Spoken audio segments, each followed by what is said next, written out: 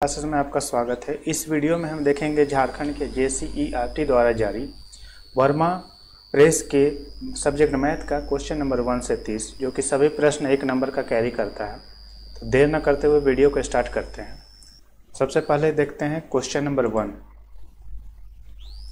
Question number 1 में बोला जा रहा है कि 156 को अभाज्य गुणनखंड के गुणनफल के रूप में लिखा जा सकता है। तो इस प्रश्न में कुछ करना नहीं है, बस आपको LCM ले लेना है। इस प्रश्न में LCM लेकर के इसको आसानी से बनाया जा सकता है। तो हम लोग 156 का LCM ले लेंगे। 2 7 जा 14, एक बचा यहाँ, 2 8 जा 16, फिर 2 से जाएगा, 2 3 6, 1 और 2 9 18, 3 से जाएगा, फिर 3 एकम 3, 3 3 9। अब तो ये नहीं जाएगा क्योंकि 13 सिर्फ 13 के फाड़े में आता है। तो 156 को हम लोग लिख सकते हैं अभाज्य गुणनखंड के रूप में 2 × 2 × 3 × 13। तो इसमें देखेंगे ये ऑप्शन कहाँ पे है, तो बिल्कुल देखा जा सकता है ये ऑप्शन 2 × 2 × 3 × 13, ये ऑप्शन नंबर बी में है। तो क्वेश्चन नंबर 1 का सही आंसर होगा option number B. Next question पे आते हैं। नेक्स्ट क्वेश्चन में बोला जा रहा है 6/15 का दशमलव प्रसार कैसा है? शांत है, अशांत आवर्ती है, अशांत अनावर्ती है, इनमें से कोई नहीं। तो इस प्रश्न को सॉल्व करने से पहले मैं बताना चाहूँगा कि शांत क्या होता है, अशांत क्या होता है, अशांत अनावर्ती क्या होता है और अशांत आवर्ती क्या होता है। जैसा कि ये प्रश्न में बोला गया है 6/15 है। अभी ये दशमलव प्रसार किस प्रकार का है, तो इसमें सिंपली हम 15 को भाग देंगे 6 से। 15 से 6 तो जाएगा नहीं, तो 0 1 दशमलव, जब 1 दशमलव पड़ गया तो यहाँ पर ऑटोमेटिक 0। अब 15 का पहाड़ा में 60 कितना बार में आएगा? 4 बार में आएगा। 15 चौका 60 और ये पूरा कट गया। तो हम देख रहे हैं कि 0.4 के बाद बिल्कुल भी आगे बढ़ा नहीं, रुक गया। या फिर बोल सकते हैं शेषफल मेरा क्या आ गया? 0 0 आ गया। तो वैसा दशमलव प्रसार चाहे वैसा भिन्न जिसको भाग देने पर शेषफल 0 बच जाए, जिसको भाग देने पर शेषफल 0 बच जाए, उस तरह के भिन्न को हम लोग बोलते हैं, या उस तरह का दशमलव प्रसार को बोलते हैं हम लोग शांत। तो ये सिंपली क्या होगा? शांत। अब दूसरी बात, अशांत आवर्ती क्या होता है? अशांत में होता है जैसे मान लीजिए किसी भी कोई एक ऐसा नंबर जिसको भाग देने पर मेरा आता है 0.333 समथिंग, ये मान लीजिए 3 रिपीट होता जा रहा है। तो इसको हम लोग दूसरे तरीके से लिख सकते हैं 0.3 के ऊपर एक बार। बार का मतलब ये होता है, यानी इसका मतलब ये होता है कि ये 3 जो संख्या है ये बार बार रिपीट कर रहा है। तो इस तरह का जो दशमलव प्रसार है उसको बोलते हैं अशांत आवर्ती। जबकि मान लीजिए कोई एक ऐसा संख्या, कुछ भी संख्या हो सकता है जिसमें भाग देने पर मान लीजिए 0 आ रहा है, 3 आ रहा है, 2 आ रहा है, 1 आ रहा है, 4 आ रहा है, 1 आ रहा है, 6 आ रहा है, इस तरह से नंबर मतलब पता इसमें नहीं चल रहा है कि कौन सा संख्या रिपीट होगा। तो इस तरह का जो भी नंबर होता है, इस तरह का जो भी नंबर है जिसमें पता ना चले कि कौन सी संख्या रिपीट हो रही है, उस तरह का जो दशमलव प्रसार है उसको बोलते हैं अशांत अनावर्ती। अशांत अनावर्ती।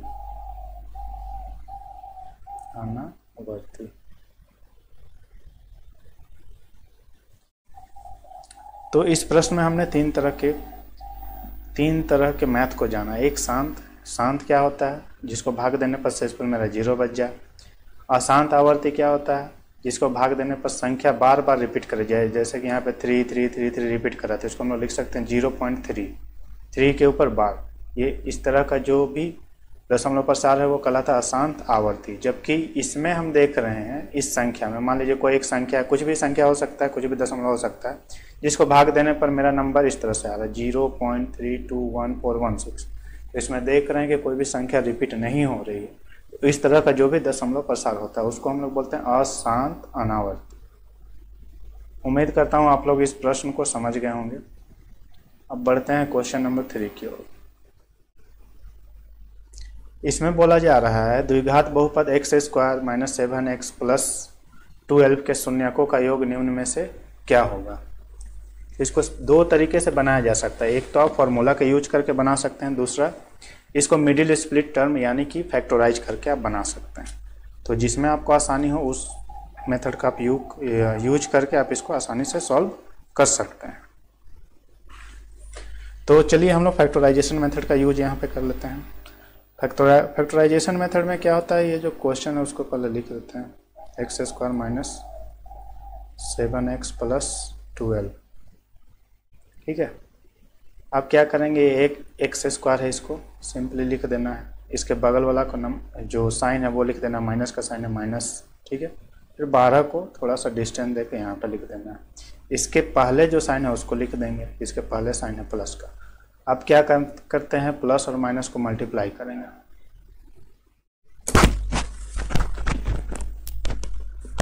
में बोला जा रहा है कि द्विघात बहुपद x square minus 7x plus 12 के शून्यकों का योग निम्न में से चुने। तो सिंपली हम लोग क्या करते हैं, x square minus 7x plus 12 को लिख लिए। अब उसके बाद में क्या, एक्स स्क्वायर को लिख लेते हैं, यहाँ पे एक्स स्क्वायर लिख लिया, इसके बगल वाला साइन जो है वो क्या है, माइनस का है, तो माइनस यहाँ पे लिख लिया। थोड़ा सा डिस्टेंस देके 12 को यहाँ पे लिख लें, 12 के पहले का साइन था प्लस, प्लस लिख लें, प्लस और माइनस क्या होता है, माइनस। प्लस और माइनस समझने के लिए आपको, अगर मान लीजिए सिंपल सा लॉजिक, ये क्लास 6 में ही मेरे ख्याल से आप लोगों ने पढ़ लिया होगा, सेम साइन को जब भी गुना करते हैं हमेशा प्लस होता है, यानी कि माइनस इंटू माइनस प्लस होगा। सेम साइन यानी कि प्लस इंटू अगर प्लस भी करेंगे तब भी इसका आंसर प्लस होगा, लेकिन डिफरेंट साइन, मतलब कि एक प्लस और दूसरा माइनस, वो हमेशा माइनस होगा। मान लीजिए एक है, माइनस को गुना करना है हमको प्लस से, तो इसका आंसर माइनस होगा, या फिर प्लस को हमको गुना करना है माइनस से, तो इसका भी आंसर माइनस होगा। तो यहाँ पे क्या बोला जा रहा है, माइनस को गुना करना है प्लस से, तो प्लस और माइनस क्या होता है, माइनस।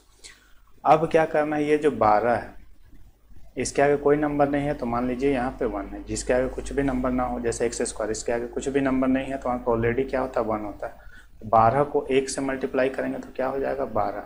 लेकिन हमें देखना ये है कि 12 का पहाड़ा तो लाना ही है, ऐसा पहाड़ा लें जिसमें 12 आता हो, लेकिन साथ ही साथ 12 उस तरीके से लाना था कि जोड़ने पर, यानी माइनस और माइनस क्या होता है, माइनस और माइनस प्लस होता है, जोड़ने पर 7 आ जाए और गुना करने पर 12 आ जाए। तो सिंपली हम लोग देखेंगे 4 का पहाड़ा अगर 3 बार पढ़ लेते हैं तो 4 तिया का 12 आता है, और इसको अगर जोड़ेंगे 4 और 3 को तो क्या हो जाता है, 7 हो जाता है। तो यहाँ पर लिख लेते हैं 4x और यहाँ पर लिख देते हैं 3x। ठीक, अब क्या करेंगे, ये दोनों से कॉमन निकाल लेंगे, x यहाँ पर भी, x यहाँ पर भी है, तो x निकल जाएगा, आपका कॉमन बचेगा क्या, x माइनस का 4।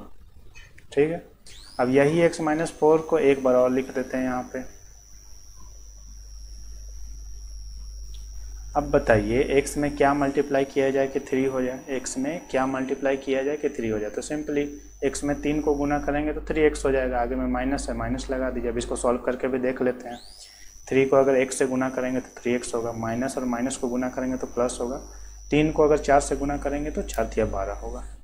अब क्या देख रहे हैं, x माइनस 4 यहाँ पर भी और यहाँ पर भी है, तो ये दोनों के बदले एक हम लोग लिख लेंगे, x माइनस का 4, एक ही चीज़ लिखेंगे। ठीक है, क्योंकि ये दोनों सेम है, x माइनस 4 यहाँ पर भी और x माइनस 4 यहाँ पर भी है।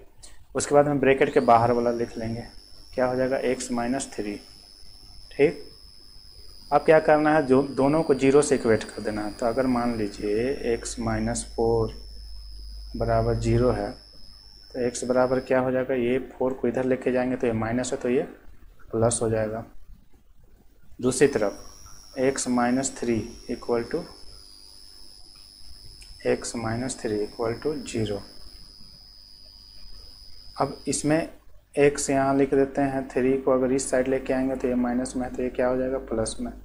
अब देखिए 2 मान है, x का 4 आया और दूसरा 3 आया।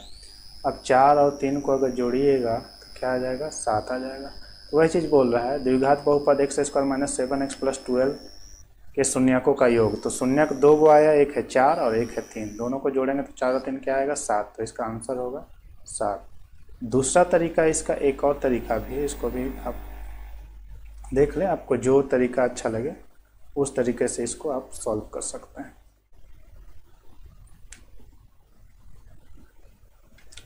दूसरा तरीका ये है, शून्यक का योग, शून्यक का योग हम लोग जानते हैं फॉर्मूला इसका क्या होता है। शून्यक का योग यानी अल्फा प्लस बीटा का वैल्यू क्या होता है। अल्फा प्लस बीटा का वैल्यू आपने पढ़ रखा होगा। Alpha plus beta, alpha plus beta equal to होता है माइनस बी बट्टे का ए। माइनस बी में क्या दिख रहा है, -7 है। माइनस बी में -7 है, तो यहाँ पे क्या लिख देते हैं, माइनस बी में -7। ठीक, अब ए के प्लेस पे क्या है, ए के प्लेस पे 1 है।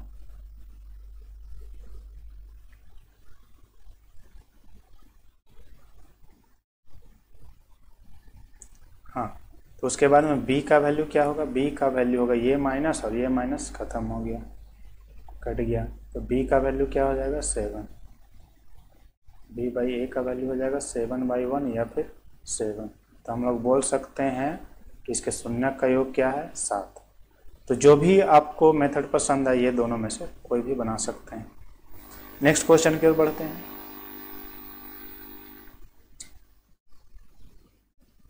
क्वेश्चन नंबर 5 में बोला जा रहा है, क्वेश्चन नंबर 5 में बोला जा रहा है रैखिक समीकरण युग्म a1x b1y plus c equal to 0 तथा a2x b2y plus c2 equal to 0 का कोई हल नहीं होगा यदि, कोई भी हल नहीं होगा यदि क्या हो सकता है इसमें से जिसमें कोई हल ना हो। आप लोगों ने जरूर पढ़ा होगा कि कोई हल ना होने के लिए क्या कंडीशन है। इसके लिए एक ही कंडीशन है, अगर a1 by a2 equal to है b1 बाई b2 और नॉट इक्वल टू है c1 बाई c2, तो इसको बोल सकते हैं, इसमें इस तरह का कंडीशन अगर है मेरे पास a1 a2 के बराबर है, b1 b2 के बराबर है, लेकिन c1 c2 के बराबर नहीं, तो इस तरह का हम लोग बोल सकते हैं कोई भी अगर इक्वेशन बन रहा है तो इसको बोल सकते हैं इसका कोई भी हल नहीं होगा, इसका कोई हल नहीं होगा।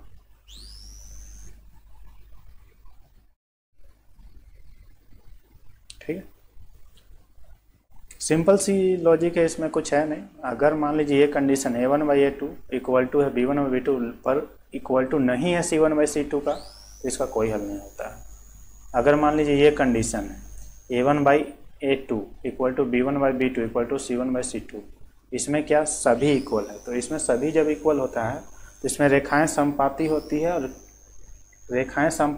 इसका अनेक हल होता है। मान लीजिए अगर ये कंडीशन सी वाला कंडीशन है, तो अगर ग्राफ हम लोग बनाएंगे, इसमें ग्राफ हम लोग अगर बनाते हैं, ये मान लीजिए x है, ये मान लीजिए x डैश है, ये y है और ये है y डैश, तो c का कंडीशन जो है, ये c का जो कंडीशन है, इसमें मान लीजिए इस तरह का कोई एक रेखा बना, तो दूसरा रेखा भी जस्ट इसी के ऊपर बन जाता है, जस्ट इसी के ऊपर सेम ओवरलैप हो जाता है, तो इसी को बोलते हैं समपाती। इसी को बोला जाता है समपाती, और इस तरह का इक्वेशन रहेगा तो इसका कोई भी हल नहीं होता। आशा करता हूं आप समझ गए होंगे। नेक्स्ट क्वेश्चन की ओर बढ़ते हैं। नेक्स्ट क्वेश्चन है, इस क्वेश्चन का तो नंबर नहीं है, ये क्वेश्चन है 6, इससे पहले था 5 नंबर, ये क्वेश्चन इससे पहले था मेरा 5 नंबर, हाँ ये क्वेश्चन है 6 नंबर, थोड़ा प्रिंटिंग मिस्टेक हो गया है, ये क्वेश्चन है 6 नंबर। 6 नंबर क्वेश्चन में क्या बोला जा रहा है कि समीकरण x minus Y plus 9 equal to 0, 3x minus 2y plus 12 equal to 0 द्वारा निरूपित रेखाएं क्या होंगी। तो मेरे पास इक्वेशन क्या है सो देखेंगे, x minus Y plus 9 equal to 0, दूसरा इक्वेशन है 3x minus 2y plus 12 equal to 0। अब इसमें हम देखेंगे a1 का वैल्यू क्या हो जाएगा, यहाँ पे कुछ भी नहीं है मतलब कि 1, b1 का वैल्यू क्या हो जाएगा, यहाँ पे कुछ भी नहीं है मतलब कि माइनस का 1, कुछ भी नहीं है 1 है, यहाँ पे माइनस लगा हुआ तो माइनस। c1 का वैल्यू क्या है, तो यहाँ पे देख रहे हैं आप लोग 9 है, c माने कांस्टेंट होता है। अब दूसरे वाले में आ जाते हैं, यहाँ a2 का वैल्यू क्या है 3, b2 का वैल्यू क्या है माइनस का 2, फिर C2 का वैल्यू क्या है, C2 का वैल्यू है प्लस का 12। अब हम लोग इक्वेट करते हैं, ये मान लीजिए A1 by A2, B1 by B2 और C1 बाई C2 करके देख लेते हैं। पहले ये ऐसे ही इक्वेशन लिख लें, हम ये नहीं जाने ये समपाती है, समांतर है, प्रतिच्छेदी या लंबवत है, ये हमको नहीं पता, बस इस इक्वेशन में पुट करके देखेंगे, उसके बाद वैल्यू हम लोग डिसाइड कर लेंगे। A1 का मान है 1 लिख दिए, A2 का मान है 3 लिख दिए, इक्वल टू लिखा हुआ है, इक्वल टू लिख दिए। फिर क्या है B1 का मान है -1, B1 का मान आप देखिए -1 है। B2 का मान यहाँ पे देखिए -2 है। ये कट गया, ये कट गया, तो क्या ये दोनों आपस में बराबर है? जी नहीं, ये बिल्कुल भी बराबर नहीं है। तो इसको लिख सकते हैं A1 बाई A2 इक्वल नहीं है A1/3 बराबर नहीं है 1/2 का। मतलब कि ये इस वाले इक्वेशन को फॉलो किया, A1 बाई A2 इक्वल नहीं है B1 बाई B2। तो इसको हम लोग बोल सकते हैं रेखाएं प्रतिच्छेदी होगी। मतलब कि इसमें जो भी वैल्यू होगा उसका x और y का वैल्यू आपको एग्जैक्ट मिल जाएगा। तो इस तरह का अगर रहे A1 by A2 equal to नहीं होगा B1 बाई B2, तो इस तरह का रेखा को बोलते हैं, वो रेखाएं किस तरह की है? प्रतिच्छेदी रेखाएं हैं। नेक्स्ट क्वेश्चन की ओर बढ़ते हैं। ये क्वेश्चन बिल्कुल ही आसान था। नेक्स्ट क्वेश्चन की ओर देखते हैं। 7 क्वेश्चन में बोला जा रहा है समीकरण युग्म 2x + y = 6 और 5x - y = 1 का हल है। तो जो इक्वेशन लिखा हुआ है उसको चुपचाप से हम लोग को लिख देना है। 2x + y = 6 है समीकरण 1। फिर दूसरा क्या है? 5x - y = 1 है। ये हो गया समीकरण 2। अब ध्यान से अगर हम लोग देखेंगे तो ये y और यहाँ भी y, और साइन भी अपोजिट है, एक प्लस एक माइनस है, मतलब y में से y को घटा देंगे तो क्या हो जाएगा? 0 हो जाएगा। तो ये y और ये y मेरा कट जाएगा, बचेगा क्या? 5x 2x, दोनों का साइन क्या है? प्लस है, तो 5x में 2x अगर ऐड करेंगे तो क्या हो जाएगा? 7x, ठीक। और 6 और 1 को जोड़ेंगे तो 7 हो जाएगा। अब x का वैल्यू क्या होगा? x का वैल्यू हो जाएगा आपका 7/7। इसको कट करेंगे, 1 टाइम में चला जाएगा, x बराबर आ गया 1। अब ये x के मान को, x बराबर क्या आया? 1। अब यही x के मान को समीकरण 1 में आप रख दीजिए, समीकरण 1 में रख दीजिए, या फिर समीकरण 2 में रख दीजिए, कहीं पर भी रख दीजिएगा, y का वैल्यू आसानी से आ जाएगा। मान लीजिए हम x के मान को समीकरण 2 में रखते हैं। x के मान को समीकरण 2 में रखने पर मेरा जो x का मान आया है उसको समीकरण 1 में ना रख करके कहाँ रख रहे हैं? समीकरण 2 में। समीकरण 2 क्या है उसको उतार लीजिए आप पहले। 5x - y = 1, 5x - y = 1। अब x जहाँ पे है वहाँ पे क्या रखना है? 1। यहाँ पे x है तो 5x के जगह पे क्या रखना है? 1। तो यहाँ पे 1 रख दिए, ब्रैकेट का साइन दे दिए, -y = 1। अब क्या होगा? 5 को 1 से गुना करेंगे तो 5 आएगा, माइनस है, माइनस दे दिए, y लिख दिए =1। अब -y इधर ही रहेगा, बराबर के इधर 1 है उसको लिख देना। अब ये 5 को इधर लेके जाएंगे, ये प्लस में है, इधर आके क्या होगा? माइनस में। तो -y = क्या होगा? -4। ये माइनस और ये माइनस कर दिया, x का मान आया 1 और y का मान आया 4। आंसर इसका क्या होगा? x = 1, y = 4।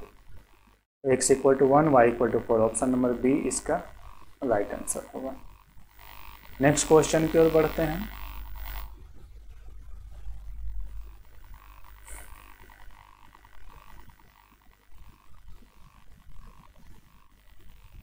क्वेश्चन नंबर 8 में बोला जा रहा है p के किन मानों के लिए समीकरण युग्म x + y - 4 = 0, 2x + py - 3 = 0 का अद्वितीय हल होगा।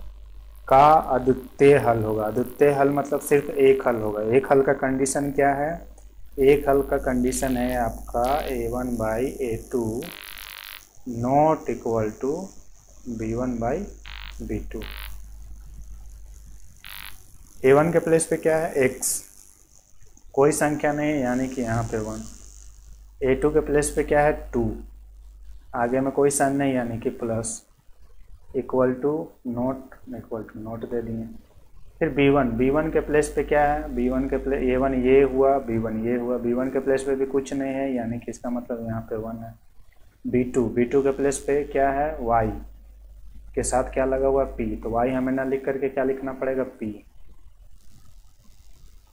देयरफॉर यहाँ सामने देख लीजिए p नॉट इक्वल टू है 2, p नॉट इक्वल टू 2, तो इसका राइट आंसर क्या होगा, ऑप्शन नंबर बी। 1 से 1 कैंसिल हो गया, 1 से 1 खत्म, या फिर आप इसको क्रॉस मल्टीप्लाई भी कर सकते हैं, तभी आंसर क्या आएगा 2। जैसे मान लीजिए इसको आप क्रॉस मल्टीप्लाई कर लीजिए, p को 1 से मल्टीप्लाई करेंगे तो p हो जाएगा, 2 को 1 से मल्टीप्लाई करेंगे तो 2 हो जाएगा, बीच में इक्वल टू का काटा हुआ साइन है तो इक्वल टू को काट देंगे, तो p नॉट इक्वल टू 2 इसका राइट आंसर होगा। आगे बढ़ते हैं क्वेश्चन नंबर 9 की ओर। क्वेश्चन नंबर 9 में क्या बोला जा रहा है, निम्नांकित में से कौन सा द्विघात समीकरण है। क्वेश्चन नंबर 9 में क्या बोला जा रहा है, निम्नांकित में से कौन सा द्विघात समीकरण है। तो द्विघात समीकरण के लिए कंडीशन क्या है, द्विघात समीकरण के लिए कंडीशन ये होता है कि अगर कोई भी equation ax² plus bx plus c rule को फॉलो कर रहा हो तो उसको हम लोग बोल सकते हैं कि ये एक द्विघात समीकरण है। पहले इक्वेशन में क्या है, पहला ऑप्शन नंबर ए में क्या है, x - 3 का होल स्क्वायर। अगर मान लीजिए हम इसको a - b के होल स्क्वायर में तोड़ेंगे, मान लीजिए x² ऊपर वाला हम सॉल्व कर रहे हैं, ए नंबर को हम सॉल्व कर रहे हैं, x² हो जाएगा -2ab यानी कि 6 का x होगा, प्लस b का स्क्वायर यानी कि b का स्क्वायर, b की जगह में कौन है 3 है, 3 का स्क्वायर कितना होता है 9।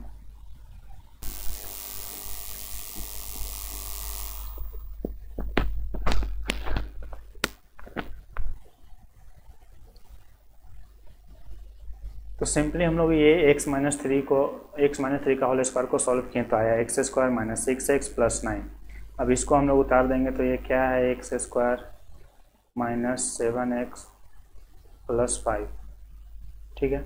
अब ये x² से तो x² कट जाएगा, तो ये रूल को तो फॉलो ही नहीं किया, तो इसका मतलब ये द्विघात समीकरण नहीं होगा।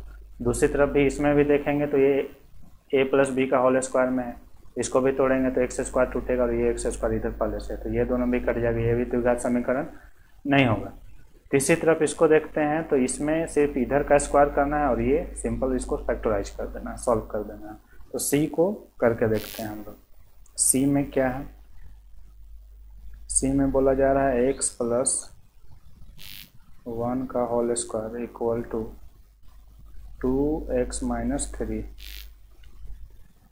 इसको सॉल्व करेंगे a प्लस b के होल स्क्वायर में, a के प्लेस पे x है प्लस b के प्लेस पे 1 है, a प्लस b का ये क्या है होल स्क्वायर में टूटेगा।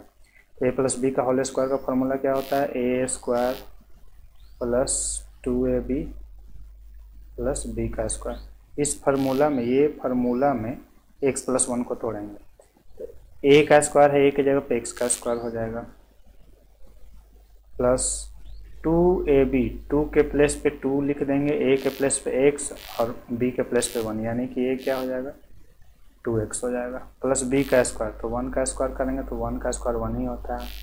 अब इसको सॉल्व कीजिए, आप 2 को x से मल्टीप्लाई कीजिए तो 2x होगा, प्लस माइनस क्या होता है माइनस होता है, 2 3 जा क्या होगा 6 होगा। अब ये वाले नंबर को हम लेफ्ट साइड में लेके आते हैं, तो जो लिखा हुआ पहले उसको लिख लेते हैं, x² प्लस 2x प्लस 1। इसको राइट साइड से लेफ्ट साइड में ले जाएंगे तो क्या है 2x प्लस में है तो ये इधर आके हो जाएगा 2x माइनस में, और ये है माइनस में 6 तो ये हो जाएगा प्लस में 6। अब ये 2x और ये 2x कैंसिल हो जाएगा, बचेगा क्या मेरे पास, बचेगा आपका x²। 6 इधर 6 है प्लस में और 1 है प्लस में, दोनों को जोड़ देंगे 6 और 1 कितना हो जाएगा 7। तो बिल्कुल ये द्विघात समीकरण है क्योंकि ये इस रूल को फॉलो कर रहा है। अब आप बोलेंगे कि चूंकि ये तो x² प्लस 7 है, लेकिन यहाँ पे क्या ax² plus bx plus c का टर्म होना चाहिए। तो बच्चों एक बात मैं आपको बता दूं कि अगर इस फॉर्म में है तो ये भी द्विघात समीकरण होगा। अगर ax² है और दूसरा एक कांस्टेंट नंबर है, ये देखिए यहाँ पे x² वाला टर्म है, दूसरा कांस्टेंट नंबर है, तो बिल्कुल इस तरह का नंबर अगर है तो वो बिल्कुल ही द्विघात समीकरण होगा।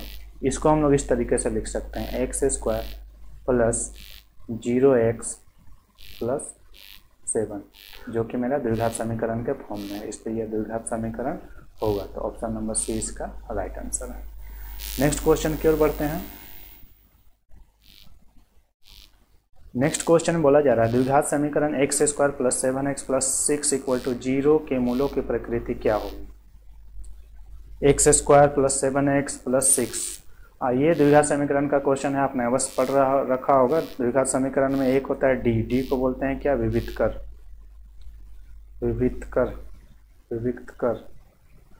डिस्क्रिमिनेंट बोला जाता है, डी फॉर डिस्क्रिमिनेंट। इसका फॉर्मूला क्या होता है, b² - 4ac। तो अगर d बड़ा है 0 से तो मूल क्या होगा, वास्तविक और असमान होगा। अगर d का मान 0 से बड़ा है तो हमेशा मूल वास्तविक और असमान होगा। तो करके हम लोग देखते हैं। मेरा प्रश्न क्या है, x² + 7x + 6। तो सिंपली a के प्लेस पे यहाँ पे कुछ भी नहीं है, x² का गुणांक कुछ है ही नहीं, तो यहाँ पे ऑलरेडी 1 है। फिर क्या b के प्लेस पे क्या है 7, क्योंकि x का गुणांक क्या है 7, तो b बराबर क्या हो जाएगा 7। और c कांस्टेंट हमारा क्या है 6। फॉर्मूला क्या बोलता है d इक्वल टू फॉर्मूला है हमारा b² - 4ac।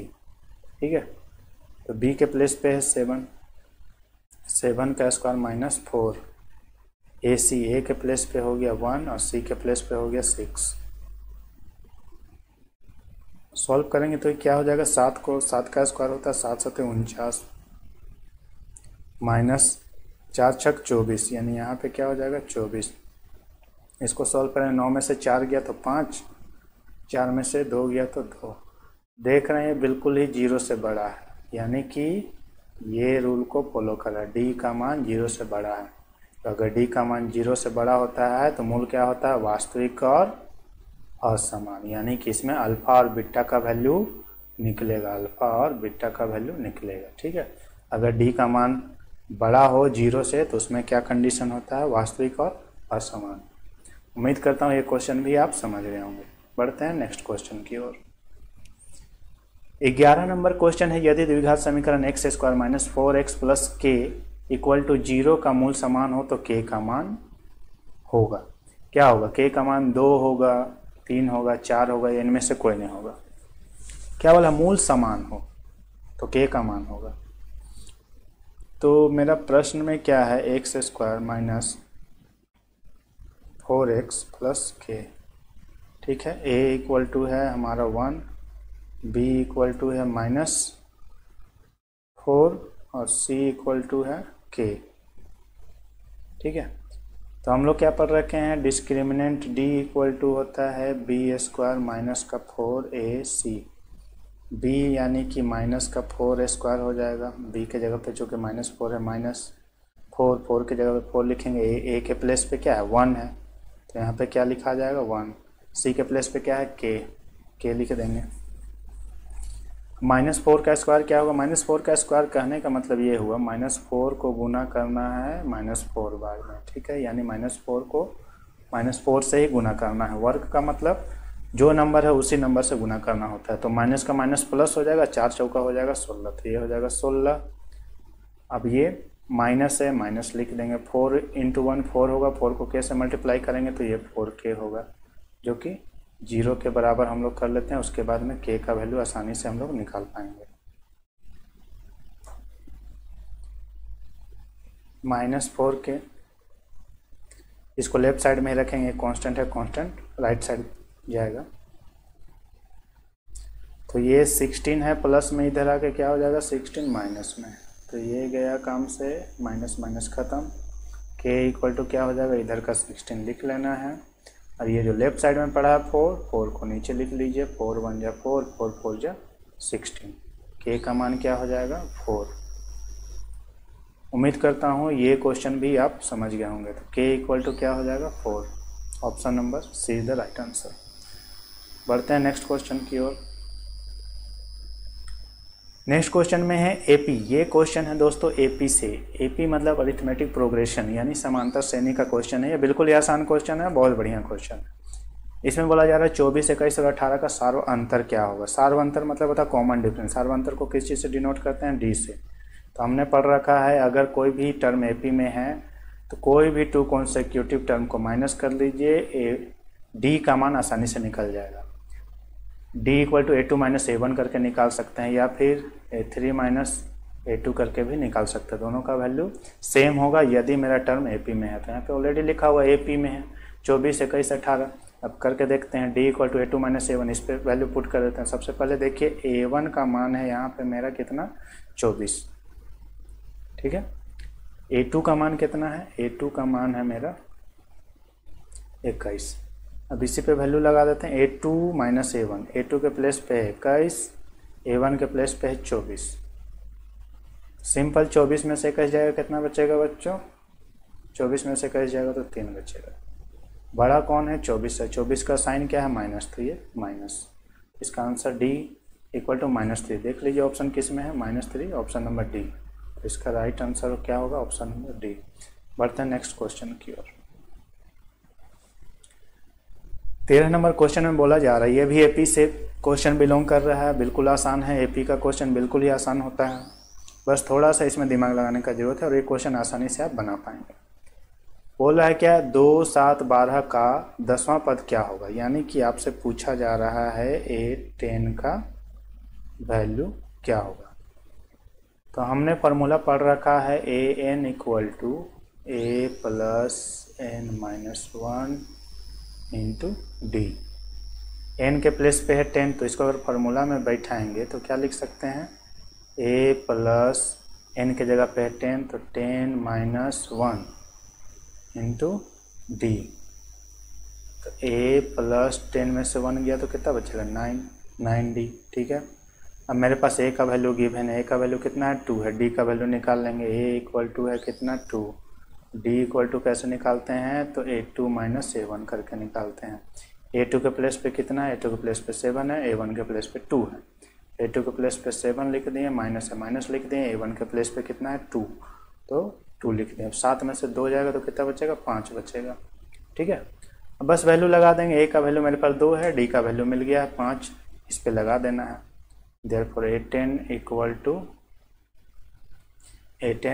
A plus 9D। A के प्लेस पे क्या है, A के प्लेस पे 2 है, 2 लिख दिए, प्लस 9 लिख दिए। D के प्लेस पे कितना हम लोग लाए हैं 5, यहाँ पर 5 को ब्रैकेट में लिख देंगे। ब्रैकेट में लिखने का मतलब ये हुआ D का हम लोग मान बैठा रहे हैं, ठीक है। अब सिंपल गुना कर देते हैं, 2 प्लस 9 बचे कितना होता है 45। अब दोनों को जोड़िएगा तो क्या हो जाएगा 45 और 2 47। 47 देखिए ऑप्शन में है, बिल्कुल है, option number B is the right answer. उम्मीद करता हूँ ये क्वेश्चन भी आप लोग समझ गए होंगे। आप चाहे तो इसका स्क्रीनशॉट लेकर के उतार सकते हैं। नेक्स्ट क्वेश्चन की ओर बढ़ते हैं। 14 नंबर क्वेश्चन बोला जा रहा है, समरूप त्रिभुज के संगत कोण क्या होते हैं। समरूप त्रिभुज के संगत कोण क्या होते हैं। अब इस संगत कोण का मतलब क्या हुआ, मान लीजिए कि ये 2 त्रिभुज हैं, ठीक है। हमने 2 त्रिभुज ड्रॉ किया, इसका नाम है A B C, दूसरे त्रिभुज का नाम है D E F, ठीक है। अगर ये दोनों त्रिभुज समरूप है, यानी अगर ये त्रिभुज A B C समरूप है त्रिभुज D E F का, तो क्या बोला संगत कोण। संगत कोण मतलब त्रिभुज ABC में कोण A का संगत कोण होगा कोण D, कोण B का संगत कोण होगा कोण E, कोण C का संगत कोण होगा कोण F। तो समरूप त्रिभुज में संगत कोण सभी क्या होते हैं, आपस में बराबर होते हैं, ठीक है। तो समरूप त्रिभुज में संगत कोण क्या होगा, बराबर होगा। ये नंबर इसका सही आंसर होगा। नेक्स्ट क्वेश्चन की ओर बढ़ते हैं। अगला क्वेश्चन है, ये देखिए थेल्स थ्योरम का क्वेश्चन है। थेल्स थ्योरम आप लोगों ने अगर पढ़ रखा हो ये क्वेश्चन बिल्कुल आसानी से सॉल्व कर पाएंगे। ABC का वैल्यू दिया हुआ है, जिसमें ABC में क्या है DE जो है DE समांतर है BC का। थेल्स थ्योरम में हमने क्या पढ़ रखा है, यदि कोई त्रिभुज में एक भुजा दूसरी भुजा के समांतर होती है तो जो AD है, मतलब अगर मान लीजिए BC के समांतर D है तो हम लोग लिख सकते हैं AD by DB AE by EC by BPT। BPT मतलब बेसिक प्रोपोर्शनैलिटी थ्योरम यानी कि थेल्स थ्योरम, जो कि 6.1 है। तो जैसा कि त्रिभुज में दे रखा है, सॉल्यूशन हम लोग इसका करते हैं। क्या दे रखा है, DE जो है समांतर है BC का, DE समांतर है BC का, ठीक है। तो DE जब समांतर है BC का तो हम लोग क्या लिख सकते हैं, AD by DB equal to AE by EC।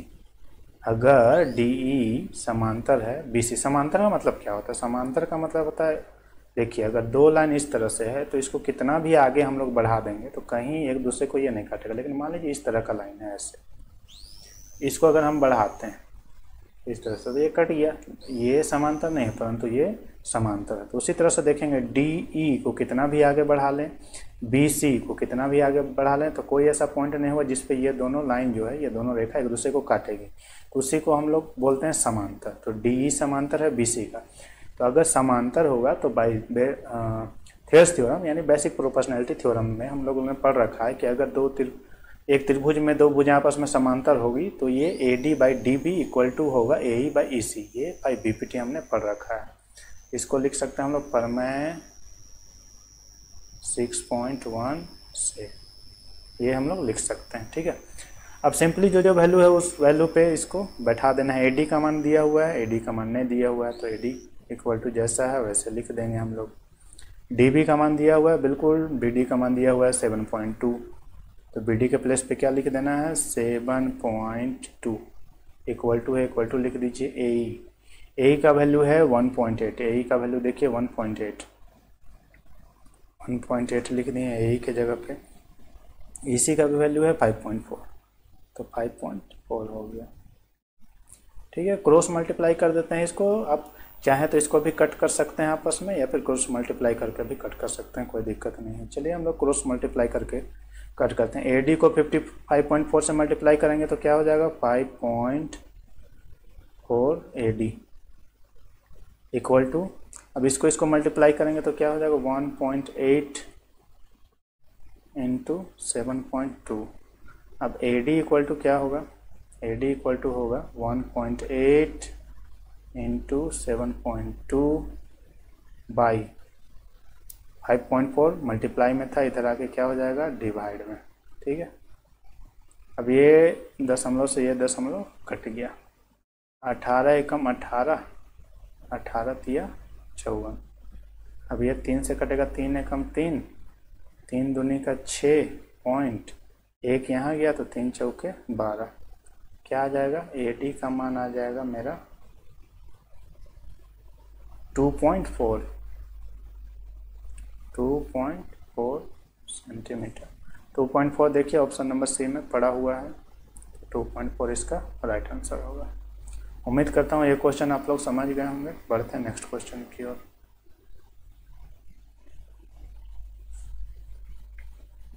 प्रश्न संख्या 16 में क्या है, ABC में AB बराबर 6√3 सेंटीमीटर है, AC इक्वल टू 12 सेंटीमीटर है, BC इक्वल टू 6 सेंटीमीटर। तो कौन B का मान क्या हो, ये चीज़ पूछा जा रहा है। मान लीजिए कोई एक त्रिभुज है, मान लीजिए कोई एक त्रिभुज है जिसको हम लोग लिख देते हैं ABC, ठीक है। तो AB का मान कितना है, 6√3 लिख दिए यहाँ पे। AC का मान कितना है, 12, AC का मान 12 लिख दिए। BC का मान है 6 लिख दिए। अब हम लोग ये B जो है, B कोण का मान कितना होगा, इसके लिए पाइथागोरस थ्योरम इस पे अप्लाई कर देंगे। पाइथागोरस थ्योरम क्या बोलता है, AC का स्क्वायर यानी कर्ण का स्क्वायर होगा लंब का स्क्वायर यानी कि AB का स्क्वायर प्लस में BC का स्क्वायर, ठीक है। पाइथागोरस थ्योरम क्या बोलता है, ये जो AC है, AC को क्या बोलते हैं, कर्ण, इसका स्क्वायर यानी कि AC का स्क्वायर होगा AB का स्क्वायर प्लस BC का स्क्वायर, मतलब ये दोनों का स्क्वायर का जोड़ होगा, सम होगा। AC बराबर कितना है, तो AC बराबर 12 है, तो यहाँ पे 12 लिख देते हैं, 12 का स्क्वायर हो गया। AB बराबर कितना है, तो AB बराबर है 6√3 का होल स्क्वायर प्लस BC का मान कितना है, 6 है, 6 का स्क्वायर कर दिए। 12 का स्क्वायर कितना होता है, 12 का स्क्वायर होता है 120 44। अब इसको सॉल्व करेंगे तो क्या हो जाएगा, यानी कि 6√3 को स्क्वायर करना है, 6√3 का स्क्वायर करना है, ठीक है, 6√3 का स्क्वायर करना है। इसका मतलब 6√3 इंटू 6√3। अब 6×6 कितना होता है, 6×6 36 होता है। अब 36 √3 को √3 से मल्टीप्लाई करेंगे तो क्या हो जाएगा, 3। √3 को √3 से मल्टीप्लाई करेंगे तो 3, और 6 को 6 से मल्टीप्लाई किए तो 36। √3 को √3 से मल्टीप्लाई किया तो ये 3 हो गया। अब 6 तिया हो गया 18, 3 तिया 9 और 1 10, ये हो गया आपका 108। इसको हमने सॉल्व किया तो कितना हो गया, 108 हो गया, ठीक है। प्लस 6×6 कितना होता है, 36 होता है। अब ये 144 जैसे है वैसे लिख देंगे, ठीक है। इसको जोड़िए, 814, 3 और 1 4 और 1। अब देखिए दोनों तरफ बराबर हो गया, यानी कि AC स्क्वायर और AB square plus BC square के बराबर हो गया। तो ऐसा तभी होता है जब त्रिभुज ABC में कोण B का मान 90 डिग्री। ऐसा तभी होगा जब त्रिभुज ABC में कोण B का मान 90 डिग्री हो, तभी ये पाइथागोरस थ्योरम को फुलफिल करता है। जब ये पाइथागोरस थ्योरम को बताता है अगर कोण भी 90 डिग्री हो तो कोई भी त्रिभुज में AC का स्क्वायर यानी कर्ण का स्क्वायर बराबर होगा लंब स्क्वायर और आधार स्क्वायर के सम के योग के, यानी उन दोनों के योग के बराबर होगा। इसका मतलब कोण B का मान कितना डिग्री के बराबर होगा, 90 डिग्री। और क्यों होगा, क्योंकि AC स्क्वायर बराबर हो गया AB square plus BC square के जोड़ के, दोनों साइड बराबर, इसलिए कोण B का मान 90 डिग्री। तो इसका option number C right answer होगा। क्वेश्चन नंबर 17 में देखेंगे। क्वेश्चन नंबर 17 में बोला जा रहा है बिंदु 2, 3 तथा 4, 1 के बीच की दूरी है। तो सबसे पहले इसमें दूरी सूत्र का फार्मूला का यूज करेंगे हम लोग। दूरी सूत्र का फार्मूला क्या होता है, √x2 - x1 का whole square plus y2 - y1 का होल स्क्वायर। यहाँ पे x1 होगा जो आपका 2 है वो x1, और ये हो जाएगा 3 y1, 4 हो जाएगा x2 और 1 हो जाएगा y2।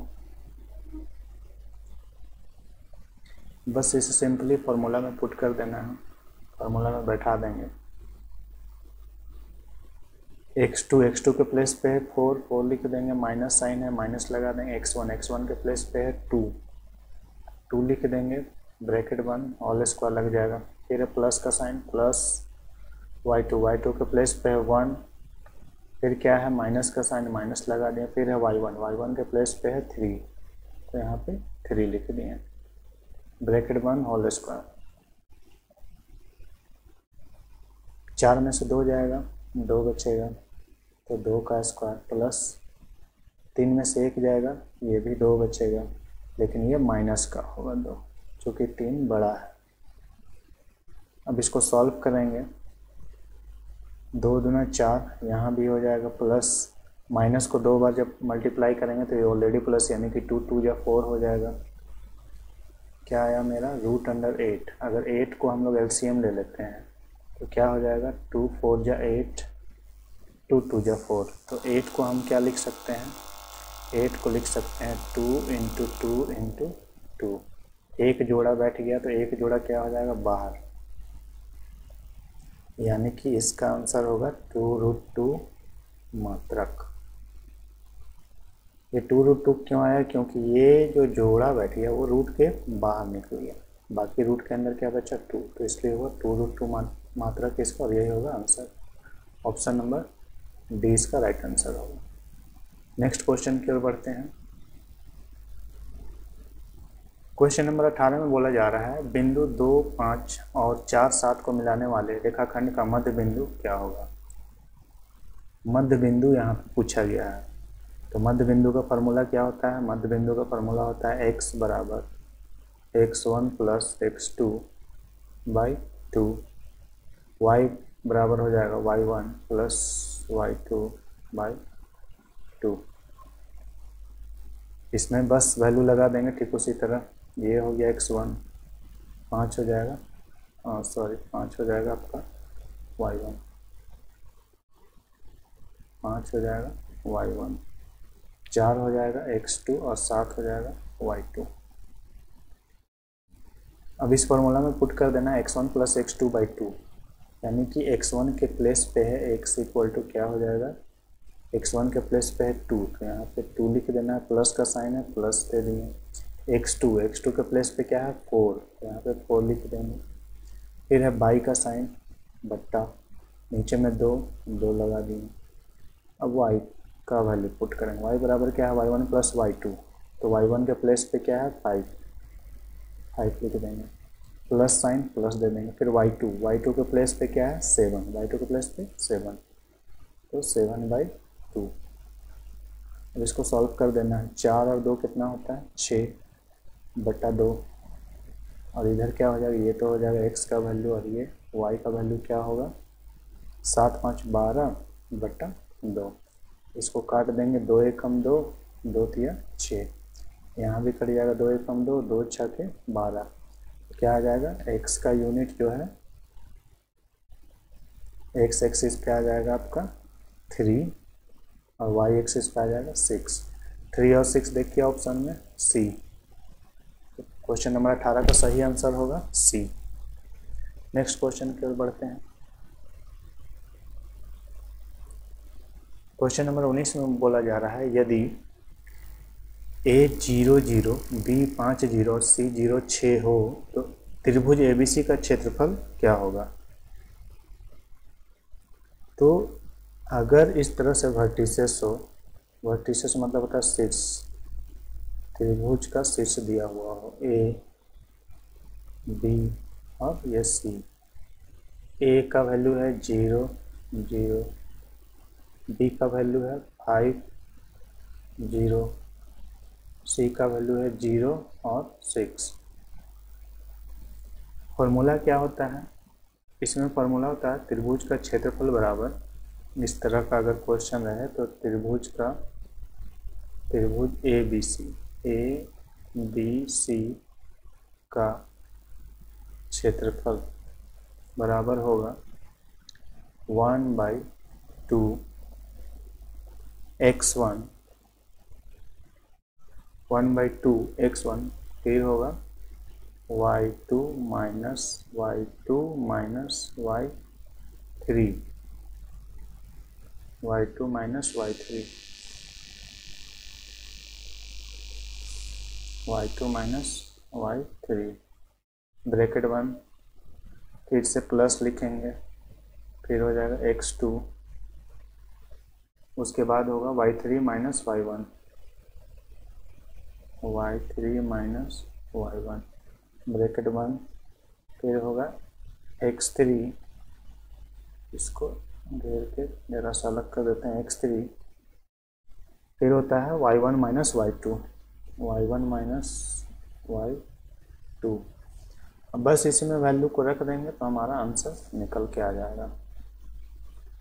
जैसा कि A जो है आपका x1 और ये हो जाएगा y1, B का जो होगा वो होगा x2 और ये हो जाएगा 0 हो जाएगा y2। उसी तरह C का 0 हो जाएगा x3 और 6 हो जाएगा y3। बस यही वैल्यू को हम लोग को रख देना, 1/2, ठीक है। x1 के प्लेस पे क्या है 0,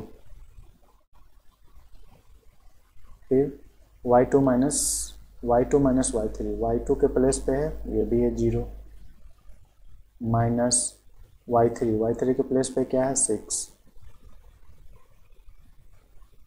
प्लस का साइन दे दीजिए। x2 के प्लेस पे है 5 लिख देंगे। फिर है y3 माइनस y1, तो y3 के प्लेस पे देखिए क्या है, y3 के प्लेस पे है 6, y3 के प्लेस पे है 6, तो 6 लिख देंगे, माइनस है माइनस दे देंगे। y1 का प्लेस पे है 0 यहाँ लिखा जाएगा, प्लस x3 के प्लेस पे है 0, फिर y1 माइनस y1 के प्लेस पे है 0, माइनस y2 के प्लेस पे भी है 0। इसको सॉल्व करेंगे तो क्या आएगा अपने पास, 1/2 तो पहले लिख लेंगे, ठीक है। अब ये जो कुछ भी आएगा तो ये तो सिंपल, ये जो भी है यहाँ पर मान लीजिए 0 में से 6 जाएगा, 6 बचेगा, माइनस का 6 बचेगा, -6 को 0 से मल्टीप्लाई करेंगे तो ये पूरा का पूरा क्या हो जाएगा, 0। ठीक, प्लस अब 6 में से 0 जाएगा तो 6 बचेगा, 6 को 5 से मल्टीप्लाई करेंगे तो क्या हो जाएगा, 30। ठीक है, फिर प्लस 0, ये तो ऑलरेडी 0 होगा, ये भी 0, बस ये सॉल्व हुआ। ठीक है, अब इसको सॉल्व कर दीजिए तो 1/2 क्या हो जाएगा, ये सबको जोड़ेंगे तो ये 30 हो जाएगा। अब इसको काट दीजिए, 2 1 कम 2 और 15 दूना का 30, यानी कि 15 वर्ग मात्रक इसका सही आंसर होगा, जो कि ऑप्शन नंबर बी सही है। नेक्स्ट क्वेश्चन की ओर बढ़ते हैं। क्वेश्चन नंबर 20 में बोला जा रहा है यदि साइन ए बराबर 3/5 है तो tan ए का मान निकालें। साइन ए का वैल्यू 3/5 है, साइन ए इक्वल टू है 3/5। ठीक है, तो आप लोग को एक फार्मूला पता होगा, पंडित बद्री प्रसाद हर हर बोले। ठीक है, साइन ए यानी कि साइन थीटा बराबर क्या हो, चाहे साइन ए बराबर क्या हो, वो चीज़ पूछा जा रहा है। तो शुरू वाला होता है साइन थीटा, बीच वाला होता है कोस थीटा, थर्ड वाला होता है टैन थीटा। ठीक है, नीचे साइन का उल्टा होता है कोसेक थीटा, कोस का उल्टा क्या होगा, सेक थीटा, टैन का उल्टा क्या होगा, कोट थीटा। हमसे पूछा जा रहा है साइन ए यानी साइन थीटा का वैल्यू, तो p/h होता है, तो यहाँ पे लिख देते हैं साइन ए, साइन थीटा, मान लीजिए थीटा की जगह पे है, साइन ए पूछा जा रहा है हमसे, तो साइन ए p/h है, तो यहाँ पे p/h लिख देते हैं। अब ये p और h क्या होता है आप लोग को पता ही होगा। अगर मान लीजिए कोई समकोण त्रिभुज है जिसमें कोण B समकोण है, तो ये होता है H, ये P और ये B, पर ये चेंज होता है क्योंकि हमसे पूछा जा रहा है साइन A, तो A के सामने वाला जो भुजा होगा, A के सामने वाला जो भुजा होगा वो मेरा क्या हो जाएगा, वो P बन जाएगा, और इसके बाद वाला जो भुजा होगा वो क्या हो जाएगा, B बन जाएगा। और H तो कभी चेंज होगा नहीं, H जैसा रहता है वैसा ही होगा, वैसा ही रहता है, H चेंज नहीं होता। क्योंकि हमसे पूछा जा रहा है साइन A का वैल्यू, तो A के सामने कौन से भुजा है, BC, तो ये आपका P हो जाएगा, ये B और ये H। अगर हमसे पूछा जाता साइन C का वैल्यू, तो C के सामने ये वाला P हो जाता है, AB, और ये B हो जाता है। क्योंकि साइन A पूछा जा रहा है तो A के सामने ये P पड़ेगा। ठीक है, तो P के सामने 3 है, P के जगह पे हम 3 लिख देते हैं, H के जगह पे 5 है तो H के जगह पे 5 लिख देते हैं। अब इस पाइथागोरस थ्योरम अप्लाई कर देते हैं। पाइथागोरस थ्योरम क्या बोलता है, कर्ण का स्क्वायर बराबर होता है लंब का स्क्वायर प्लस आधार का स्क्वायर के योग के बराबर। तो AC के सामने क्या पड़ा है, AC के सामने आप देख सकते हैं 5, तो यहाँ पे 5 लिख देते हैं, 5 का स्क्वायर हो जाएगा, बराबर है, बराबर दे दीजिए AB। AB के सामने कुछ भी नहीं है, चूँकि AB तो हमको फाइंड ही करना है, तो AB जैसे है वैसे हम लोग लिख देंगे, प्लस BC का स्क्वायर, BC के सामने क्या है 3, तो ये हो गया आपका 3 का स्क्वायर। 5 का स्क्वायर क्या हो जाएगा 25, AB का स्क्वायर है तो ये AB का स्क्वायर ही रहेगा, प्लस 3 तिहाई 9।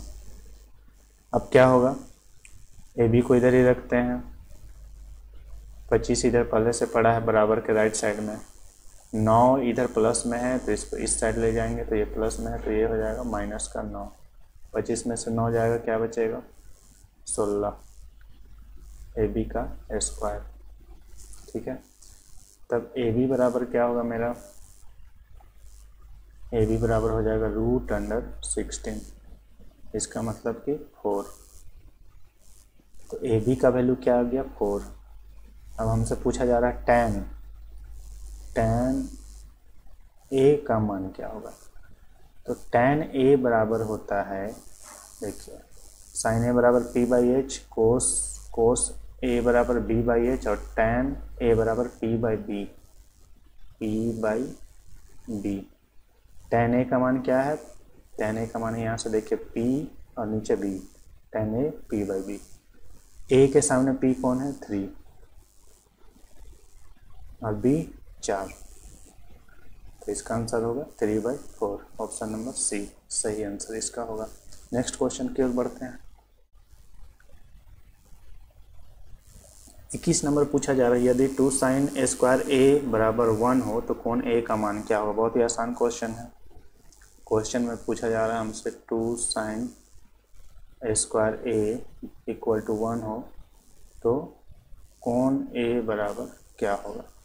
अगर इसको हम sin A² लिखते हैं, ठीक है, तो 1/2 इसको लिखा जा सकता है, बिल्कुल लिख सकते हैं। ये इधर गुना में है, इधर जाके भाग में हो जाएगा। फिर अगर मान लीजिए sin A इक्वल टू सिर्फ लिखते हैं, इसको क्या लिख सकते हैं? 1√2। अब बताइए 1/√2 किसका वैल्यू होता है? sin A 1/√2 किसका वैल्यू होता है? तो ये होता है 45 डिग्री का।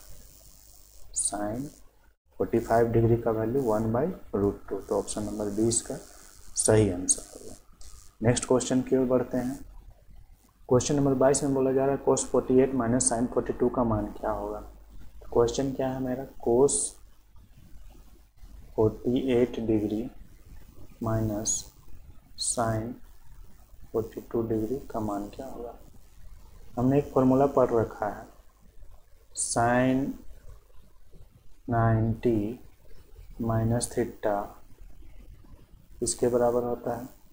cos थीटा के बराबर। या फिर अगर हम यूँ कहें cos theta, cos 90 minus theta, ये किसके बराबर हो जाएगा? sin थीटा के बराबर हो जाएगा। ठीक है, अब फिर आप cos को चेंज कर लीजिए या फिर sin को चेंज कर लीजिए, कुछ भी चल सकता है। तो मान लीजिए हम cos को चेंज करते हैं। cos को चेंज करने के लिए क्या करना होगा? 90 में से 48 को सबसे पहले माइनस करना होगा। 90 में से cos के पास कितना डिग्री पड़ा? 48। 90 में से 48 को माइनस कर देंगे, 10 में से 8 गया 2, ये 8 बच जाएगा। 8 में से 4 गया तो 4, 42। तो इसको हम लोग लिख सकते हैं cos 90 माइनस थीटा के जगह पे क्या लिख देंगे? 42। थीटा के जगह पे 42, और बाकी जैसा है एज इट इज उसको वैसे ही उतार देना है। ठीक है, अब क्या हो जाएगा? cos 90 माइनस थीटा देखिए किसके बराबर होता है? cos 90 minus theta sin theta के बराबर होता है। तो cos 90 minus theta sin theta, theta के जगह पे यहाँ पे कितना डिग्री है? 42। थीटा के जगह पे यहाँ थीटा लिखें, उसी तरह थीटा की जगह 42 है तो यहाँ पर भी क्या लिखेंगे? 42 माइनस sin 42। अब देखिए ये और ये कट गया, चूँकि इसका साइन प्लस इसका साइन माइनस, तो आंसर क्या हमारा आएगा? 0। Option number B is the right answer.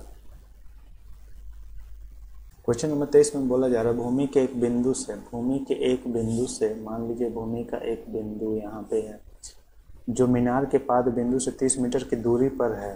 मान लीजिए मीनार मेरा इस बिंदु पे है, इसका नाम दे देते हैं ए और बी, इस पॉइंट को दे देते हैं ये सी। भूमि के एक बिंदु से, तो भूमि का एक बिंदु सी मैंने मान रखा है, ठीक है, जो मीनार के पाद बिंदु से 30 मीटर की दूरी पर है। मीनार मेरा ए बी है, तो इसका पाद बिंदु क्या हो जाएगा? ये, जो कि डिस्टेंस कितना दिया हुआ है? 30 मीटर। ठीक है, तो बोला जा रहा है इसमें मीनार की ऊंचाई निकालिए यदि मीनार का उन्नयन कोण है, ये जो थीटा का वैल्यू है, थीटा का वैल्यू कितना है? 30 डिग्री है। क्या बोला जा रहा है? मीनार के शिखर का उन्नयन कोण, मीनार का शिखर यहाँ उन्नयन कोण तो नीचे से बनता है, कोई नीचे से अगर ऊपर देख रहा है तो उस दौरान जो कोण बनेगा उसको उन्नयन कोण बोलते हैं। जबकि कोई ऊपर से नीचे की तरफ देख रहा है तो उस दौरान जो कोण बनता है उसको बोलते हैं अवनमन कोण। अवनमन कोण ये अल्टरनेट इंटीरियर एंगल की तरह होता है, एकांतर कोण की तरह जेड इस तरह से बनता है। ठीक है, तो हमें पूछा जा रहा है मीनार की ऊंचाई क्या होगी? मीनार की ऊंचाई यानी कि अगर ये मान लीजिए ए बी सी एक राइट एंगल ट्रायंगल है, मतलब कि समकोण त्रिभुज है, और ये है थीटा। थीटा के सामने वाला क्या होता है? पी होता है। नीचे वाला क्या होता है? बी होता है। और एच तो कभी चेंज होता ही नहीं है। तो इस पर एक सिंपल फार्मूला अप्लाई करेंगे जो मैंने इससे पहले वाला क्वेश्चन में हम लोगों ने देखा था। वो क्या है, पंडित बद्री प्रसाद हर हर बोल। अब देखिए यहाँ पे क्या क्या चीज़ दिया हुआ और क्या निकालना है, बस वही हमको देखना है। तो दिया हुआ है बी का वैल्यू, निकालना है हमको मीनार की ऊंचाई, निकालना है हमें मीनार की ऊंचाई, यानी कि ए बी का मान हमको निकालना है, और दिया हुआ है बी का वैल्यू। ठीक है, तो देखेंगे पी और बी किस में आता है। पी और बी देखिए किस में आएगा, ये साइन थीटा है, इसको बोलते हैं कोस थीटा, और ये वाला जो होता है इसको बोलते हैं टेन थीटा। टेन थीटा में आ रहा है, तो सिंपली टेन थीटा वाला फार्मूला लगाएंगे। थीटा की जगह पर कितना डिग्री है, 30 डिग्री।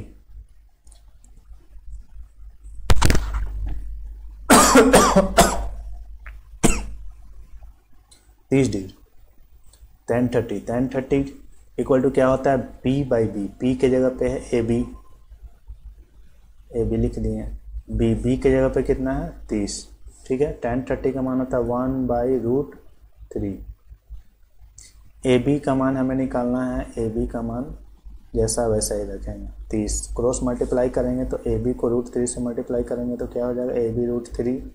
ए बी को √3 से मल्टीप्लाई करेंगे इस तरह से क्रॉस मल्टीप्लाई, ए बी को √3 से तो ए बी √3। 30 को 1 से मल्टीप्लाई करेंगे तो ये हो जाएगा 30। ठीक है, अब क्या होगा, ए बी इक्वल टू 30 और ये √3 चला जाएगा नीचे। अब इसको क्या करेंगे, रेशनलाइज करेंगे। रेशनलाइज मतलब होता है परिमेयकरण। ठीक है, 30 को, अब ये √3 है तो √3 को ऊपर से भी मल्टीप्लाई नीचे से भी मल्टीप्लाई, मतलब कि √3 को हर में भी मल्टीप्लाई करना है और अंश में भी मल्टीप्लाई करना है, ऊपर भी और नीचे भी। तो 30 को √3 से गुना करेंगे तो क्या हो जाएगा, 30√3। ठीक है, √3 को √3 से मल्टीप्लाई करेंगे तो क्या हो जाएगा 3। √3 को √3 से मल्टीप्लाई करते हैं 3 होता है, जैसे √5 को √5 से मल्टीप्लाई करेंगे तो 5 होगा, उसी तरह √3 को √3 से मल्टीप्लाई करेंगे तो 3 होगा।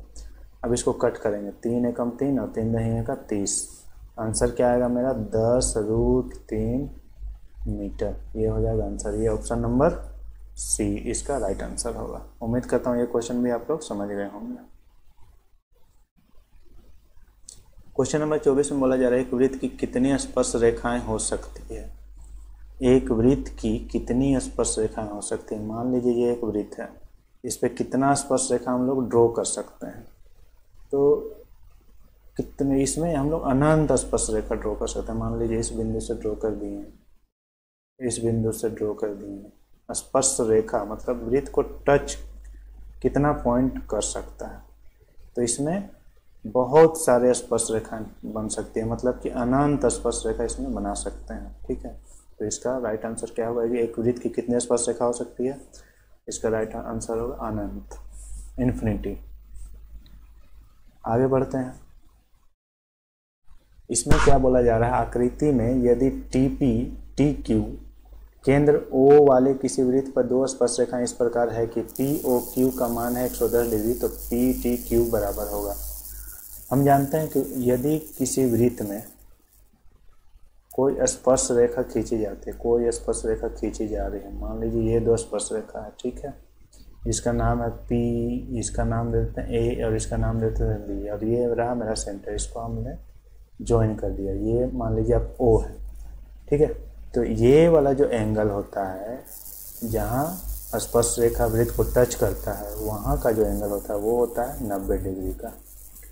तो सिंपल सा ये क्वेश्चन है, ये 110 दिया हुआ है, ये मेरा क्या हो जाएगा, ये आपका हो जाएगा 90 डिग्री, ये भी क्या हो जाएगा 90 डिग्री। एंगल टी का वैल्यू निकाल देना है। तो सिंपल हम लोग जानते हैं ये क्या है, PTQO एक क्या है, चतुर्भुज है, चतुर्भुज है, ठीक है। चतुर्भुज के चारों कोनों का योग कितना है 360 डिग्री। तो सिंपल आप लिख दीजिए angle P plus angle T plus angle Q plus angle O, सभी का योग 360 डिग्री। चतुर्भुज के चारों कोनों का योग होता है 360 डिग्री। एंगल P का मान कितना है, तो ये 90 डिग्री रहा मेरा। एंगल P का मान कितना है 90 डिग्री, तो यहाँ पर 90 डिग्री लिख दिए। एंगल T का मान तो हमको निकालना है, एंगल T का मान हमको निकालना है, तो ये जैसा है उससे लिख देंगे angle T plus angle Q. Angle Q का मान कितना है देखिए यहाँ पे 90 degree, 90 degree plus angle O, angle O कितना दिया हुआ है 110 डिग्री इक्वल टू 360। सबको जोड़ दीजिए, सबको जोड़ने पर क्या आएगा, x 0 9 और 1 10, 9 और 1 10 9 19 हो जाएगा, 9 और 1 10 9 19, 9 9 18 और 1 19, ठीक है, 1 और 1 2 290 plus angle T equal to कितना हो जाएगा 360। तो angle T equal to 360 minus 290, 0 में से 0 गया, 16 में से 9 गया तो 7, ठीक है। 70 डिग्री कहीं पे है, बिल्कुल है, option number B right answer. उम्मीद करता हूँ ये क्वेश्चन भी आप समझ गए होंगे। इस क्वेश्चन में ज़्यादा कुछ नहीं है, चतुर्भुज दिया हुआ है पी टी ओ क्यू, ठीक है। तो चतुर्भुज के चारों कोनों का योग होता है 360 डिग्री, ये हमें पता है। और कोई भी वृत्त की स्पर्श रेखा का जो टच पॉइंट है, जहाँ पे वृत्त स्पर्श रेखा जो है वृत्त को टच करते हैं, तो उस जगह पे जो कोण बनता है जो कि सेंटर से पास होता है वो होता है 90 डिग्री का। तो ये रहा मेरा 90 डिग्री, ये 90 डिग्री 110 दिया हुआ और एंगल टी हमको फाइंड करना है। तो सिंपली फार्मूला पे बैठा के जो हम लोग जानते हैं कि चतुर्भुज के चारों कोनों का योग 360 डिग्री है, उस पर बैठा के इसका हम लोग सही आंसर निकाल लें। उम्मीद करता हूँ ये क्वेश्चन भी आप समझ गए होंगे। नेक्स्ट क्वेश्चन की ओर बढ़ते हैं।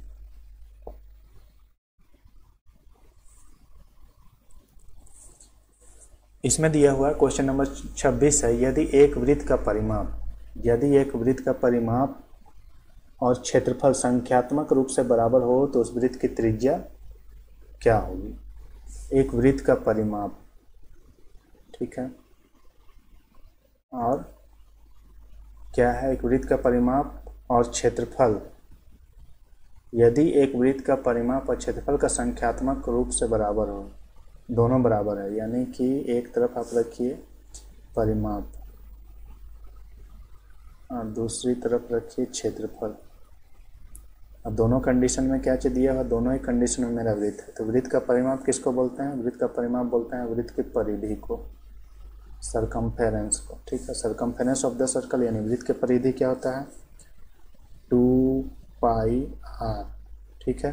जबकि वृत्त का क्षेत्रफल क्या होता है पाई आर स्क्वायर। बिल्कुल ही आसान क्वेश्चन है ये। आर से एक आर कट गया, पाई से पाई कट गया, आर का वैल्यू कितना बराबर आया, आर के वैल्यू जो है 2 के बराबर आया, 2 मात्रक। आंसर क्वेश्चन नंबर 26 का सही आंसर होगा option number A. Next question की ओर बढ़ते हैं। बोला जा रहा है एक घोड़ा 7 मीटर लंबा रस्सी से मैदान में बंधा है। मान लीजिए ये एक रस्सी है जिसका लंबाई है 7 मीटर, ठीक है। यहाँ पे मान लीजिए किसी खूंटे की सहायता से यहाँ पे बांध दिए, इस पॉइंट पे मेरा घोड़ा बंधा हुआ है। इस घड़ी का लेंथ कितना है 7 मीटर। अब पूछा जा रहा है हमसे कि घोड़ा कितना घास चर सकता है। तो स्वाभाविक सी बात है, अगर मान लीजिए इस पॉइंट पे खूंटा बंधा हुआ है और यहाँ पे खूंटा को लगा दिया और यहाँ पे घोड़ा को बांध दिया, तो ये कैसे चलेगा, तो ये इस तरह से चलेगा। इतना भाग में तो घोड़ा चढ़ ही सकता है, ठीक है। ये 7 मीटर ऐसे ऐसे ऐसे करके घूम घूम के इस तरह से चलेगा और ये क्या बना देगा, एक वृत्त बना देगा, ठीक है। तो हम लोग जानते हैं वृत्त का क्षेत्रफल क्या होता है, वृत्त का क्षेत्रफल क्या होता है पाई आर स्क्वायर, ठीक है। वृत्त लिखा हुआ है ये,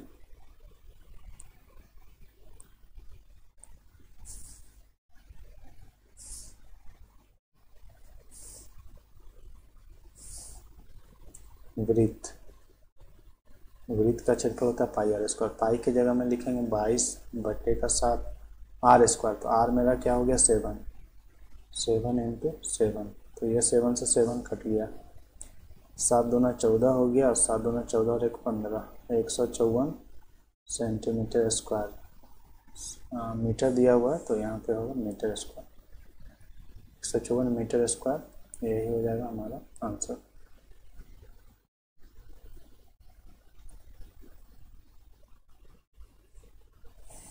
उम्मीद करता हूँ ये क्वेश्चन भी आप समझ गए होंगे।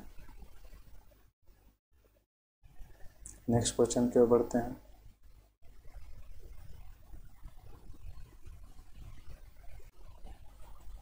क्वेश्चन नंबर 28 में बोला जा रहा है सबसे बड़े बांस की लंबाई बताएं जो एक 12 मीटर लंबे, 9 मीटर चौड़े तथा 8 मीटर ऊंचे कमरे में रखे जा सकती है।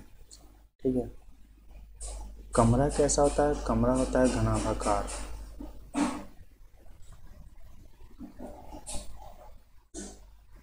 कमरा होता है घनाभाकार इस तरह से। ठीक है, मान लीजिए हम आपको बोलते हैं इसमें सबसे बड़ा बांस को रखना है, तो आप कैसे रखेंगे? मान लीजिए ऐसे रखेंगे तो ये तो छोटा ही हो जाएगा। ऊपर भी रखेंगे वो सेम साइज का होगा, कहीं पर भी रखेंगे तो ये ऊपर का मान लीजिए ये 8 सेंटीमीटर है। ठीक है, तो ये भी 8, ये भी 8, ये भी 8 होगा। लेकिन अगर हम बांस को इस तरह से टेढ़ा रखते हैं तो ये इसका सबसे बड़ा बांस का लंबाई हो जाएगा। ठीक है, तो क्वेश्चन में यही चीज़ पूछ रहा है हमसे, और ये घनाभाकार है। कैसा है ये शेप? कमरा घनाभाकार है, इस तरह से घनाभाकार है, इस तरह से घनाभाकार। ठीक है, लंबाई दिया हुआ है, एल का मान है 12, बी का मान है 9 और एच का मान है 8। ठीक है, तो इसमें पूछा जा रहा है सबसे बड़े बांस की लंबाई क्या होगी जो इस कमरे में रखी जा सकती है। तो ये इस तरह का अगर क्वेश्चन है तो इसका एक फार्मूला होता है जिस पे आप बैठा करके इसको आसानी से निकाल सकते हैं। वो फार्मूला क्या है? √अंडर एल का स्क्वायर प्लस बी का स्क्वायर प्लस एच का स्क्वायर। ठीक है, एल का स्क्वायर कितना है? √अंडर पहले लगा लेते हैं। एल के जगह में क्या है? 12, 12 का स्क्वायर प्लस बी, बी के जगह में है 9 का स्क्वायर प्लस एच, एच की जगह पे 8 का स्क्वायर। ठीक है, इसको सॉल्व कर लीजिए। 12 का स्क्वायर कितना होता है? 12 का स्क्वायर होता है 144 प्लस 9 का स्क्वायर होता है 81 प्लस 8 का स्क्वायर होता है 64। ठीक है, सभी को अगर ऐड करेंगे तो ये हो जाएगा 289। 289 किसका स्क्वायर रूट होता है? 289 इसका स्क्वायर रूट होता है, 289 होता है 17 का स्क्वायर रूट, 17 मीटर। तो इस माप का जो कमरा है उसमें सबसे बड़ा बांस कितना मीटर का आ जाएगा? 17 मीटर का आ जाएगा। ठीक है, कमरा किस तरह का है? घनाभाकार है, इस तरह का शेप का है, घनाभ का शेप का। कमरा में क्या होता है? लंबाई होता है, चौड़ाई होता है और ऊंचाई भी होता है। इस तरह का शेप का है। अब इसमें रखना है हमें सबसे बड़ा बांस। ठीक है, इस कमरे में रखना है सबसे बड़ा बांस। तो ऐसे करके सीधा तो नहीं रख सकते, वो तो छोटा ही हो जाएगा जितना ये साइज का है। जैसे मान लीजिए इसमें एल दिया हुआ कितना?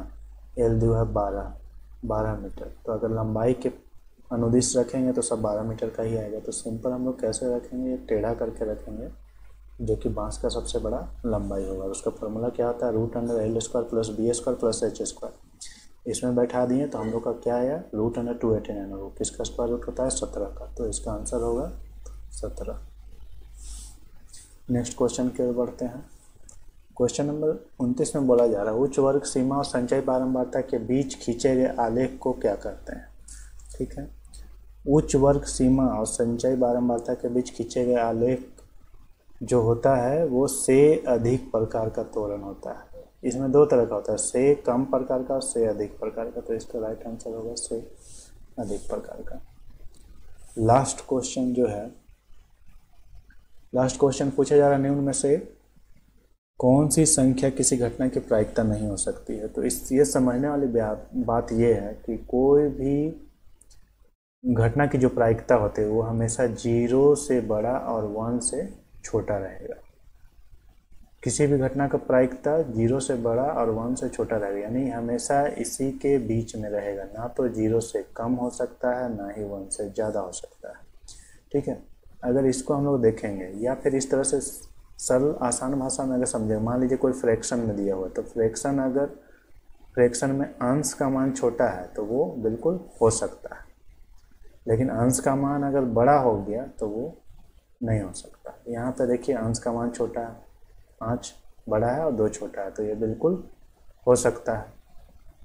इसमें देखिए 15% है, तो 15% को क्या लिख सकते हैं, 15/100। अंश का मान छोटा है, बिल्कुल ये पॉसिबल है। इसको भी अगर सॉल्व करेंगे तो क्या लिख सकते हैं, 0.72, मतलब ये 0 से ऑलरेडी बड़ा है। लेकिन यहाँ पे देख रहे हैं ऑप्शन नंबर बी, ये 1 से बड़ा है। मैंने क्या क्या कहा, अब कोई भी घटना की प्रायिकता जो होता है हमेशा 0 से 1 के बीच होता है, ना तो 0 से छोटा ना ही 1 से बड़ा। ये देखिए 1.5 दिया हुआ, ये तो 1 से ऑब्वियसली बड़ा है, तो ये इसका प्रायिकता होगा ही नहीं। तो क्वेश्चन में क्या पूछा जा रहा है, निम्न में से कौन सी संख्या किसी घटना की प्रायिकता नहीं हो सकती, तो बिल्कुल ऑप्शन नंबर बी, किसी भी घटना की प्रायिकता नहीं हो सकती। एक से ज़्यादा किसी भी घटना का प्रायिकता नहीं होता। उम्मीद करता हूँ ये जो भी क्वेश्चन का सॉल्यूशन बताया सभी आप समझ गए होंगे।